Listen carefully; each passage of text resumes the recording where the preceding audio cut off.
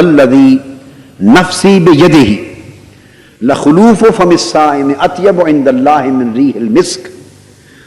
हुज़ूर अलैहिस्सलाम ने फरमाया, कसम है उस रब की जिसके कब्ज़े कुदरत में मेरी जान है। फरमाया, जो जो दिन गुजरता जाता है रोजेदार का और मेदा खाली होता है, और दिन गुजरने के साथ साथ खाली मेदे से फिर जो हवा बाहर आती है मुंह से, उसमें गैसेस की एक मिलावट होती है, और उस हवा से थोड़ी मुंह से निकलने वाली हवा हल्की सी बूदार हो जाती, बदबू देती, फ्रेश नहीं होती। वो भूख का एक असर है, वो जुबान से जब आपकी मुंह से जब हवा निकलती है, सांस लेते हैं, तो वो महसूस होता है। आम हालात में, ये बात खास नुक्ता, आम हालात में किसी शख्स को वो सांस और उसकी वो बदबू उस हवा की पसंद नहीं होती, पसंद नहीं होती। मगर यहां फरमाया हुजूर अलैहिस्सलाम ने, मुझे अपने रब की कसम जिसके कब्ज़े कुदरत में मेरी जान है, कि अल्लाह पाक का इरशाद ये है कि रोजेदार के मुंह की बदबू भी मुझे कस्तूरी की खुशबू से भी ज्यादा प्यारी है,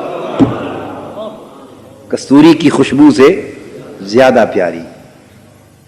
तो बदबू ही ना रही, बदबू अब आपने देखा कि थी बदबू और खुशबू से बेहतर हो गई, थी बदबू और खुशबू से बेहतर हो गई। इसका नुक्ता क्या है? यानी वाकया बदबू, क्या बदबू न थी? बोलिए। तो जब है बदबू तो कस्तूरी की खुशबू से बेहतर कैसे बन गई? यूं ही तो नहीं, यूं ही फरमा सकते थे कि है तो बदबू भी अच्छी है, कि रोजेदार की बदबू भी हमें अच्छी लगती है, यूं भी फरमाया जा सकता था। मगर मुकाबले में कस्तूरी लाए, क्योंकि अरब में कस्तूरी से ज्यादा कीमती खुशबू न थी। अरब में इब्तिदान अरबों को बात बताई जा रही है, उनके यहां कस्तूरी की खुशबू से ज्यादा कीमती खुशबू न थी। तो फरमाया कि तुम्हारी दुनिया की जो सबसे कीमती खुशबू है, मेरे रोजेदार बंदे के मुंह की बू भी उससे बेहतर है। एक मिसाल देकर बड़ी बात समझाती, और फरमाया ये भी बात वाज़ेह कर दें कि उस रोजेदार के मुंह की बदबू हमें अच्छी क्यों लगती है, अच्छी क्यों लगती? सुभान अल्लाह। फरमाया यत्रुकु तआमहु व शराबहु व शहवतहु मिन अजली, इसलिए अच्छी लगती है कि है तो ये भी भूखा, पेट खाली है तो बू आ रही है ना, और है दूसरा शख्स भी भूखा, उसका पेट भी खाली है मेदा, तो तभी बदबू आती है। वाकया दोनों का एक है, मगर उसका पेट अपने किसी सबब के वजह से खाली और बदबू आ रही है, और रोजेदार का पेट अपने सबब से नहीं, फरमाया मेरी वजह से खाली। यत्रुकु तआमहु व शराबहु व शहवतहु मिन अजली, उसने खाना मुमकिन है किसी डॉक्टर के कहने पर छोड़ा होगा, मुमकिन है अपनी डाइटिंग के लिए छोड़ा होगा, अपना वेट कम करने के लिए छोड़ा होगा, खाना उसने भी छोड़ा है और खाना इसने भी छोड़ा है, और उसकी बदबू भी खाना छोड़ने के बायस, इसकी बदबू भी खाना छोड़ने के बायस, मगर उसने अपनी खातिर छोड़ा, इसने मेरी खातिर छोड़ा। तो जिसने खाना मेरी खातिर छोड़ दिया, पीना मेरी खातिर छोड़ दिया, और नफ्स की ख्वाहिशात मेरी खातिर छोड़ दी, हमारा कायदा यह है कि जो हमारी खातिर भूखा रहता है, उसके मैदे से बदबू उठे वो भी खुशबुओं से बेहतर है। हम उसकी हकीकत को बदल देते हैं, हैत को बदल देते हैं, क्योंकि उसकी निस्बत हमारे साथ हो गई, उसकी निस्बत हमारे साथ हो गई। और फिर अल्लाह पाक ने फरमाया अस्सियामु ली व अना अज्जी बिही, इस पर उसूल कायम कर दिया कि लोगों याद रख लो कि रोजे खालिसतन मेरे लिए, खालिसतन मेरे लिए, और मैं ही इनकी जज़ा देता हूं। मोहला तो बाकी इबादत भी तो आप ही के लिए, नमाज अल्लाह के लिए नहीं।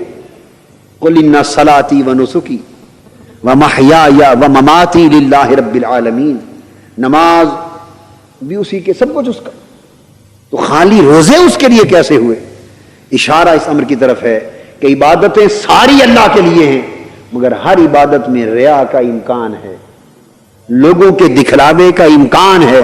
रोजे में लोगों के दिखलावे का इम्कान नहीं, सिर्फ मुझे दिखाने का काम है बस। नमाज को यहां लंबे सजदे कर रहा है, लंबी किरात कर रहा है, रुकू कर रहा है, ممکن ہے گھر پڑھے تو ایسی نماز نہ پڑھے، ہائے ہائے ہائے، مسجد میں پڑھے 50-100 آدمی دیکھ رہے ہیں، اور پتہ ہے کہ دیکھیں گے نکلیں گے تو ہاتھ چومیں گے، کوئی بڑا ولی اللہ آ گیا، بڑا نیک متقی عبادت گزار ہے، ہاتھ شاتھ چومیں گے، دعا کے لیے آئیں گے، بزرگ سمجھیں گے، اپنا کام بن جائے گا، جیب گرم ہو جائے گی، اللہ معاف کر دے۔ آ گیا نا من اجل الخلق، مخلوق کا خیال آ گیا نا۔ بدقسمتی ہماری کہ ہم الا ماشاء اللہ اسی ڈگر پہ چل پڑے، دکھلاوے کی ڈگر پہ چل پڑے، ہر نعرہ دکھلاوا، ہر عمل دکھلاوا، اللہ پاک محفوظ کر لے ریا سے۔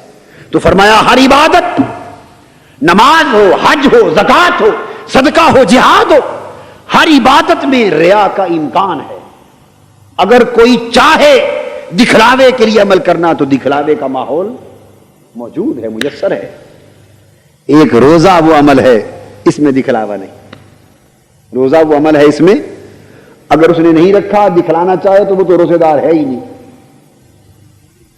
اگر نہیں رکھا اور محض صرف سرکاری افطاری میں جاتا ہے، شام کو افطاریاں ہوتی ہیں نا حکومتی اور سرکاری افطاریاں، ان میں خیر سے ہی روزے دار ہوتے ہیں کوئی، اگر نہیں رکھا اور محض افطاری پر جا رہا ہے تو اللہ کے ہاں وہ تو روزے دار ہے ہی نہیں۔ جبکہ دوسرا نمازی، وہ ریاکار تھا مگر نمازی تو تھا،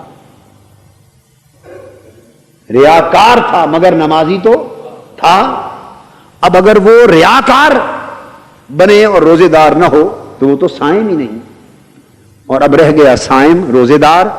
اس کی حالت یہ، نمازی یہ تو کر سکتا تھا کہ باہر لمبے سجدے کرے، گھر میں تیزی سے ٹھونگے مار کے نماز کو معاذ اللہ ختم کر دے، یا باہر پڑھ لے اندر جا کے چھوڑ دے، وہاں یہ فرق ممکن تھا۔